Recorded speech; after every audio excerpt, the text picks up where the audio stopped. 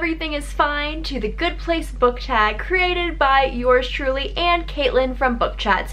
Though really, the most of the credit should go to her because she came to me with this idea. Caitlin has also created a video answering these questions. She is linked down below and in the card and in all the places where things are linked. Yeah. So, quick disclaimer, we are definitely going to be spoiling the show throughout this because there are 2 seasons out. The first couple of questions will be spoiling probably about the mid-range, like the first couple of episodes, like 1 through like 5 or 6. But definitely towards the end, we will be spoiling the season 1 finale. So, oops. We won't be touching on season 2 topics, so if you haven't gotten there yet, that's quite okay. You still have time to binge before season 3. And also, I'm hella surprised on how Eleanor self-strap I am. I can't believe that I had this in my closet. This totally matches her. So, without further ado, let's get into the questions. Question 1 is Eleanor, your problematic fave. For this one, I am choosing the plot, not necessarily the characters, of The Two Princesses of Bamar by Gail Carson Levine. I definitely loved this growing up. It was all around like the Ella Enchanted like craze when the movie was being made, and I wanted to dabble in other fairy tale retellings. This one was definitely one of my favorites. It combined dragons and scepters and 7-league boots and all sorts of magical devices. But the plot itself is a little bit problematic because it uses magic to cure illnesses and death. The illness is kind of a magical illness, so it's a gray area. So reading this through today's lens, it definitely does not hold up, but it does have a very special place in my heart of encouraging my love of reading. Question 2 is Chidi, a book that made you question your morality. For this, I'm choosing the Monstrous Graphic Novels by Marjorie Liu. It is a matriarchal society based in East Asian mythology and folklore. So it deals with gods and goddesses and the fights for supposed good and the fights for supposed evil, and everyone has a very different say in how people should be treated. There's definitely some racism going on, and you want to root for the main character because we're following their story. However, I don't quite know what her motivations are because she is going from like a self-serving point of view, but it's also for the common good because she doesn't want to kill people, but all of a sudden she's killing people because there's a monster inside of her. So it plays with those kind of gray areas and everyone's motivations, and are they solely for the good or solely for the bad? And what is it like? So it makes me think. It also makes me think a lot because the plot is not very immediately clear, and there's a bunch of backstory that I wish I knew that I don't know. So I'm hoping there's more exposition in volume 3, but we'll see. Or maybe I just need to reread volume 1 with fresher eyes. Question 3, Tahani, a book you find yourself constantly name dropping. I also feel like you could interpret this to like name drop about an author experience you've had, or name drop about something cool that happened to you in the community, or just kind of in general name drop. So for me, I'm gonna answer this question in light of a book that I read, and that is the first 400 pages of the unabridged Les Miserables by Victor Hugo. That book is 1,400 pages. I read 400 of them. I have since unhauled that book and I will never be reading the last 1,000 pages, but I'm very proud of those 400 pages.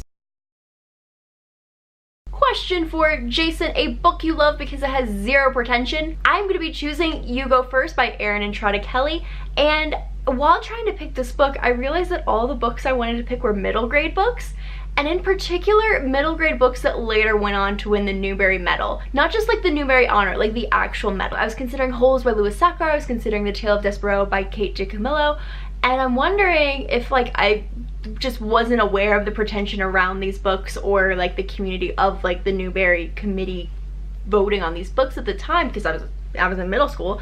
I wasn't looking up on committees and seeing how they were voting, and I'm wondering if that's it, if that I remember just reading that book before I knew it was popular, or what, or maybe just all books have a little bit of pretension and maybe they're not just, you know, what exactly they seem. Maybe it's also the age of social media, of people talking and picking up their own book is much more prevalent and accessible, so you see that pretension more just because everyone is talking about their book, because you gotta do the hustle in this business. Question 5, Janet, a book that is informative. I am choosing All the Single Ladies by Rebecca Sangster. It's about the feminist female single revolution that's kind of happening in America, and also the history behind that, as well as some of like the intersections in feminism that occurred historically and culturally to make that be as it is.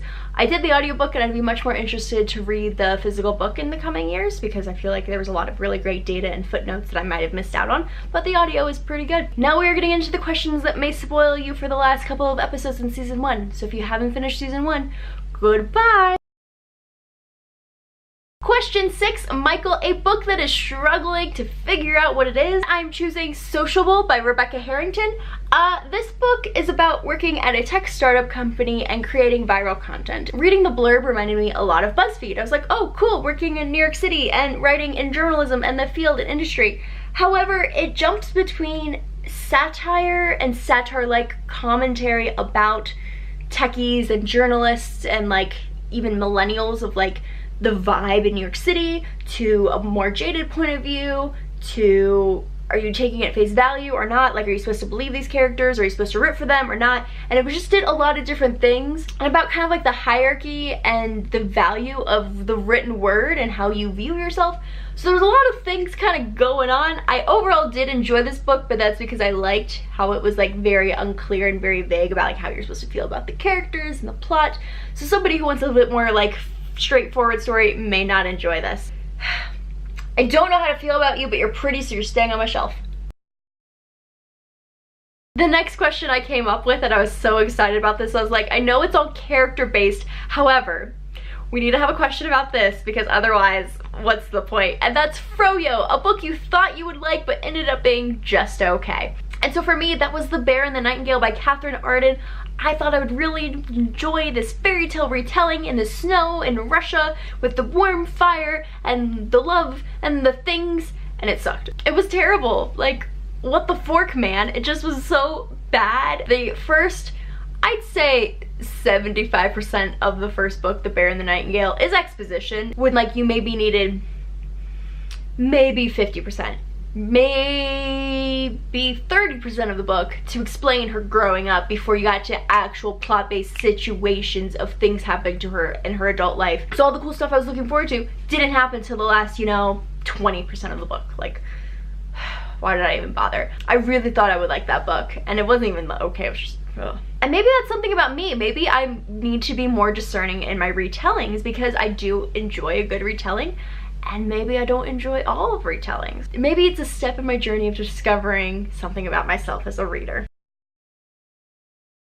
And the last question, Shawn, a book you would assign someone to read for torture. I would choose the preface of The Scarlet Letter. Not necessarily the whole book, The Scarlet Letter, because it's okay, but the preface itself is 30 dry, dull, damp pages about how the author discovered the actual Scarlet Letter in a trunk on the top of an inn as he was traveling through, and it was garbage and it was painful, and I asked my mother to help me read it because it's me and I'm in 8th grade and I'm trying to read it for school and I just cannot comprehend, and I had good comprehension skills, mind you, and I couldn't handle it. So those are all the questions. All the questions are listed down below. Caitlin's channel is linked down below and in the card. Holy mother forking shirt balls, thank you so much for hanging out with me while we did this tag together. If you do this tag, please let Caitlin and I know and link your videos down below. Tweet them to us, tweet them to The Good Place. Spread that good place cheer and terror. And I'll see you guys next time. Bye! What the fork, man.